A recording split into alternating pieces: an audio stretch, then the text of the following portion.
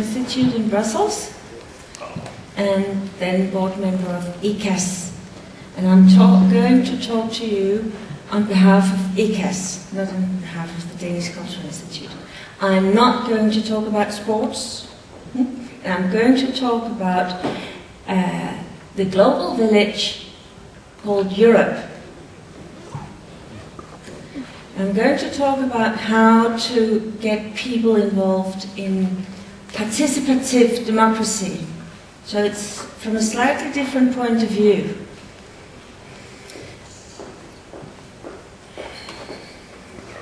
You see, ECAS is a European Citizens Active Service.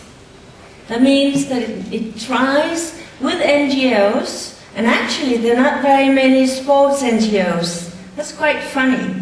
Quite interesting to see that NGOs concerning with sport are not very active in ECAS, who is the umbrella organization for NGOs trying to promote active citizenship.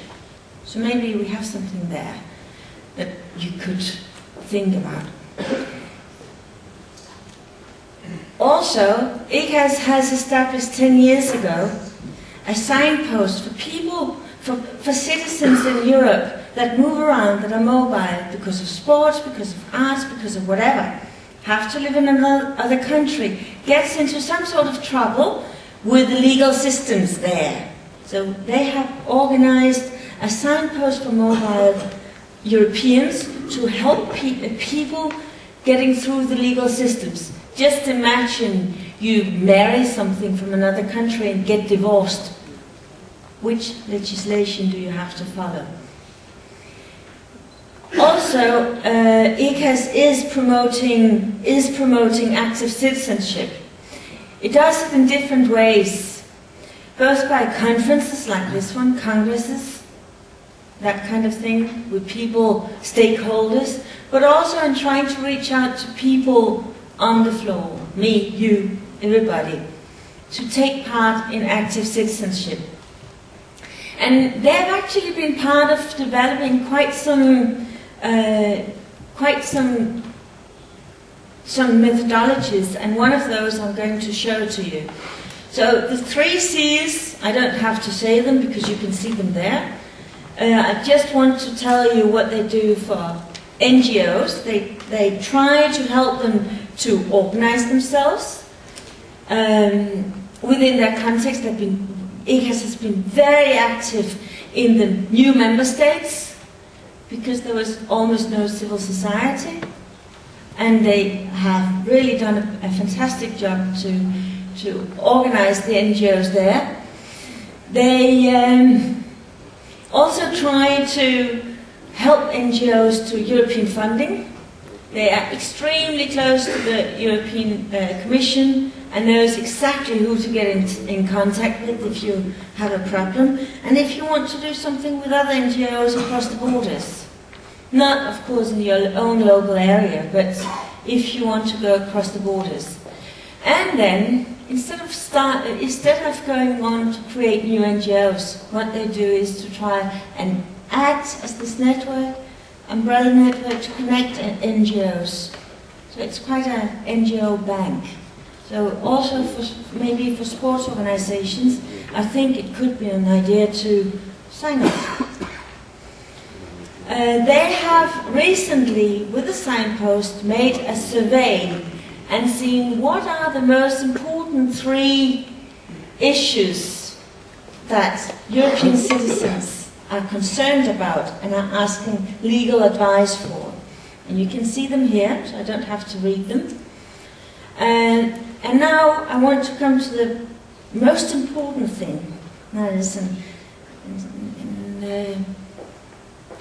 the 28th of September, Copenhagen hosted a very big citizen consultation, where people from many countries were asked about their attitude to climate. But to be able to come to that point, I have to go back to 2006, because then the development of the European Citizens Consultation started. It was together with other partners, big funding partners, EU, Commission, and a very big Belgian foundation called the King Baudouin Foundation. They developed a methodology where they had randomly selected 8 people from each member state to come to Brussels for a weekend to debate and discuss what kind of things should be on an agenda to be discussed about what do we want, how do we want the European Union to be in the future for us citizens. So, and they use different methodologies, like first you take brainstorming in little groups because people have to, I mean, the randomly chosen, selected people came from all kinds of backgrounds. I mean, the whole spectrum. Female, male, old, young, well-educated, non-educated, different colors, everything in the society of EU were represented in Brussels at that time. With this set of recommendations, we organized in all 27 member states, also together with the Bosch Foundation in Germany. They were a very big sponsor to this. We organized weekends where people, again randomly selected from the member states, about 30 people in each country. Some more, like in Germany, because the funding was there. Germany is much bigger than, for instance, Belgium. And they were discussing for one weekend what kind of action should be taken, recommendations should be taken to create a better Europe. It was quite impressive to follow this methodology, to see how they worked in working groups, how they had to listen to each other, how they discussed in plenum, and how that you actually, through giving people a voice, also got them involved. And where they selected a person to go back to Brussels to meet with all the other people, not all the other people, but one person from each country to finalize the recommendations. And from Denmark, there was an elderly woman from something like 80 years old who actually was negotiating. She had never been into politics, never been anything but a housewife, and suddenly she was there in Brussels negotiating. And I think that is a very good example of how to, here are all the recommendations written out from all the different countries, how to actually get the people's voice heard. The only problem is the Commission and the politicians of EU didn't listen. It was quite interesting to see. There all these people were, and I saw some MEPs coming around, passing by, and I said, listen, we have this. Oh, I'm busy. Next. Listen, look, we have this, to an MEP, member of European Parliament. Oh, no, not now, I have a meeting. So actually the voice of the people was not really heard. Wallström heard it because she had set up the debate forum. But we didn't give up. So we're just in the run of having, and now coming to the 28th of September, we're just in the run of having the next very big consultation where we build on the same methodology but had a very wide, very big homepage where people could go into the homepage, debate the things in the whole run of the first half of this year. And when then you saw what kind of questions came out, these questions were all set up as agenda points, and then the different topics has been divided, and I'll tell you in a moment. These are all the questions that came up. Don't want to read them for you. You can see that just takes some time, some themes. I just told you about the Copenhagen meeting, where they discussed climate and the future.